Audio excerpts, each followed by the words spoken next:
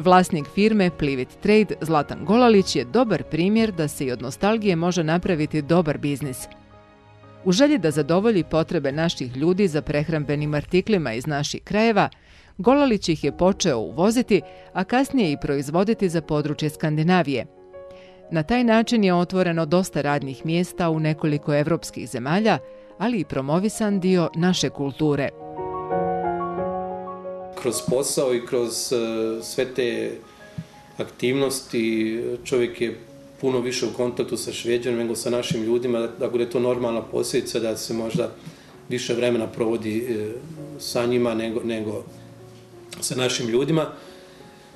ali to svakako pokušavamo u familiji nadoknaditi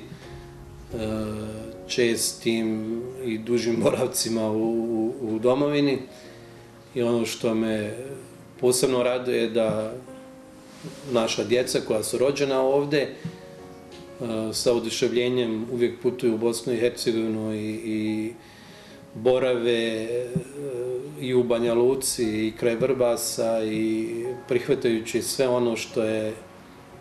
bila tradicija i naša tradicija i prije ratnih dešavanja, tako da je čovjeku možda srce puno kad vidi da se djeca i kupaju u Vrbasu i voze dajak čamce i ono što je zaista naš identitet i naša kultura dole. A pogotovo što čovjeka kao roditelja raduje da perfektno govori bosanski jezik i da se bosanskim jezikom služi isto tako dobro kao i švedskim, kojim je u neku ruku maternji i na kraju krajeva oni su rođeni tu u Švedskoj. Ja se često sjetim jedan moj poslovni prijatelj iz Ljubljane koji uvijek o nama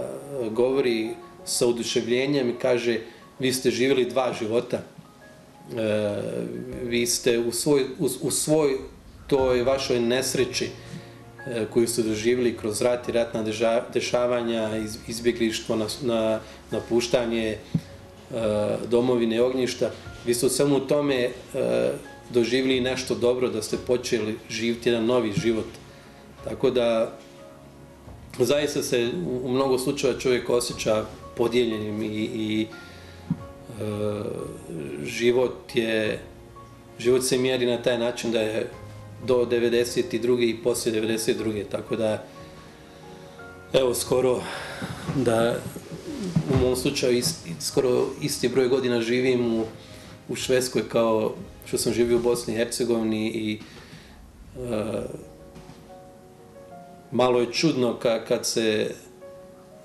vraćam za neki putovanja da sad govorim idem kući u Švedsku, tako da je to već na neki način, vjerovatno svi u nas usađeno, novi dom ili nova domovina, ali ponavljam, veoma je bitno da sačuvamo svoj identitet i da nikad ne zaboravimo odakle smo došli i da koliko je god moguće više njegujemo našu kulturu i tradiciju. Ali da je jednostavno, vjerovatno nije, i dan danas mogu sjediti tu u kancelariji i zagledati se u ovo more i onda se trgnuti kao iz nekog polusna šta radim ja ovdje, ovo nije Banja Luka ili ovo nije Vrbas, ovo je neki Vestervik i ovo je neko Baltičko more. Ali